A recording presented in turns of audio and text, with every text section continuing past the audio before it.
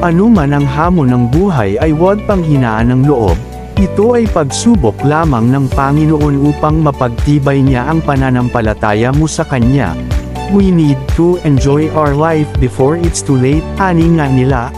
Kaya mga ka-lifestyle, tara dito sa Santiago Municipality at mamasyal, mag-relax, mag-unwind, at iba pa.